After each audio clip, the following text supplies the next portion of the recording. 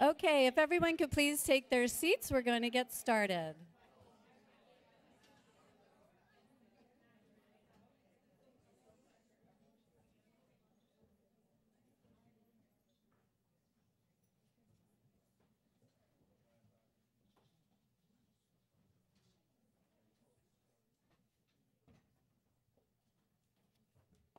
Well, good morning. Wonderful to see everybody here. And on behalf of all of us at Georgetown Law Center, I want to extend the very warmest of warm welcomes to everybody. I'm Peter Edelman. I'm on the faculty here, so I'm the official greeter. I'm the faculty director of the Georgetown Center on Poverty and Inequality. So we're really glad to have you here, and it's terrific that you've come from every corner of the country, and you represent such a tremendous array of interests and perspectives. And with this impressively diverse group, we think that and trust that this convening today will make an important contribution toward increasing marginalized girls' access to career and technical education and to STEM. And we're so grateful to have worked and had the chance to work with the White House and the Department of Education as partners in this conference. We appreciate, of course, the Obama administration's recognition of the unique needs of marginalized girls and the important assets that they bring to STEM and CTE, and we need to realize the full participation of those assets in those areas of our economy. Those of us at Georgetown would like to acknowledge all of those who've helped make this conference possible. Intel Corporation, Google Incorporated, the JPB Foundation, Annie Casey Foundation, National Crittenden Foundation, and Elizabeth Powell and Katie Evans here at Georgetown, and the hard work of the women who joined forces to spearhead this conference. Becky Monroe of the White House Domestic Policy Council, Jessica Caloza at the Department of Education's Office of Career, Technical, and Adult Education, and especially my colleague Rebecca Epstein. Rebecca has done a fabulous job, as she always does, to make this day happen. So please, a round of applause for everybody I've mentioned, and particularly for Rebecca.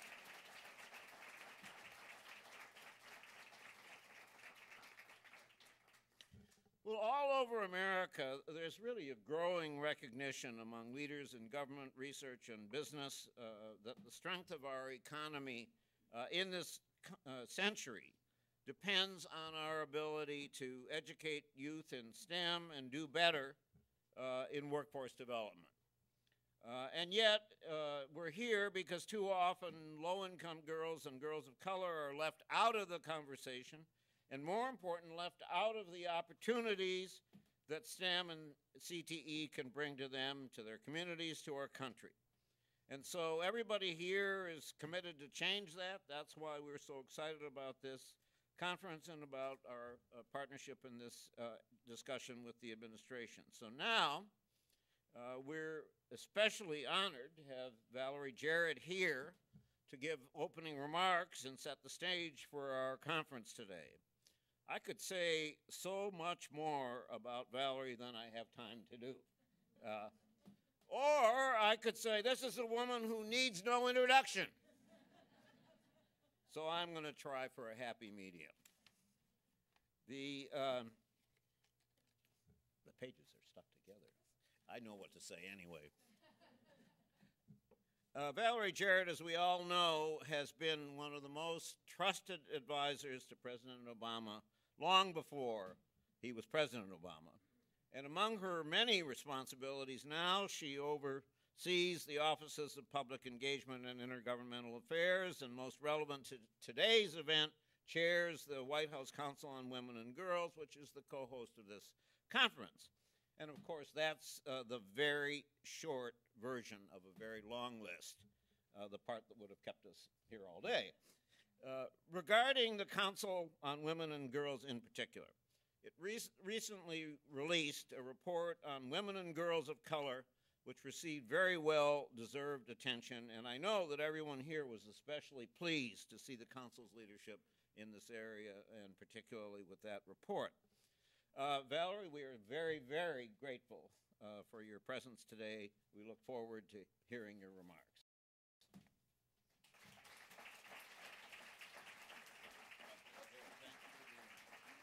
Thank you. Well, good morning, everyone. What a great morning. I am so delighted to be here. Peter, thank you for that introduction. Thank you for your leadership and everyone here at Georgetown Center for Poverty and Equality for putting a spotlight on an issue that is so near and dear to the President's heart and to my heart. In the spirit of full disclosure, though, I have to tell you that I'm a lawyer. I didn't go to Georgetown, but I am a lawyer. Stopped practicing over 20 years ago, so you should no longer hold it against me that I am a lawyer. And since then, I chose a career in public service and in the business sector. But I did give medicine a shot, so this is like a little secret that I'll share with you all. My dad was a physician, and so I grew up with a role model of someone who was a physician. And I used to, when I was in high school, go over to his lab. He was a professor at the University of Chicago. In fact, he was the first African-American to receive tenure from the Division of Biological Sciences at the University of Chicago. And I went to a school that was just a few blocks away. And so I grew up just seeing what he did for a living, really up close and personal. And so I assumed that I would follow along in his footsteps. And so after Stanford University, I went and I started out in pre-med, and my first stumbling block was in organic chemistry. Yeah, that was tough, but I was not going to be deterred. I decided that being a physician was my passion. And then I had a boyfriend who was pre-med. We're all family here, right? I can tell you. And so he said, why don't you come to my anatomy class since you're interested in being pre-med, and you could watch as we dissect cadavers. Well, my career plan, my major, and my stomach all turned when I went to that anatomy lab. And frankly, I never looked back. But the point of my story is this, and it's an obvious one, and that is that I had a choice. I had a role model. I had an exposure. I was at a terrific school. I even had a boyfriend who was encouraging me, so he thought. But so many young people don't have that opportunity, and I think what I didn't fully appreciate then is how lucky I was. And what the President is committed to doing, and what the White House Council on Women and Girls is committed to doing, is making sure that every single girl in every program we have, every policy we have, every piece of legislation we support, that we're doing everything we can to make sure that girls thrive. And as Peter mentioned, very recently we issued a report focusing specifically on women and girls of color and the unique opportunities that they face. And so we want to make sure that they have exposure, they have opportunity, they have encouragement, and so that many of them who are far more have the aptitude for science more so than I did, and the stomach for all it takes than I did, have the opportunity to pursue their dreams. Women now make up half of our workforce, and I'm delighted to report that they're graduating from college at higher rates than men, and they're graduating from graduate school at even higher rates than that. So that's the good news. But what we have to recognize is that women and girls of color are still underrepresented in STEM classes and then in STEM fields. And even if they do end up beginning in STEM, they don't necessarily stay. And that's true for women as a general rule.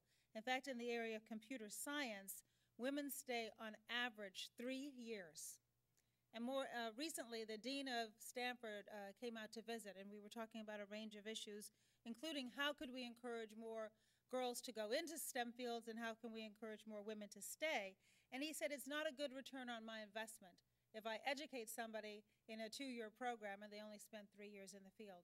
So I think we're finding right now that we have partners, just as we do here at Georgetown, to really tackle the issue, put the spotlight on it, be as honest as we can about it, and see what we can do to make sure that we don't leave half of our amazingly talented, innovative, creative geniuses, one of whom I just had the chance to meet, backstage.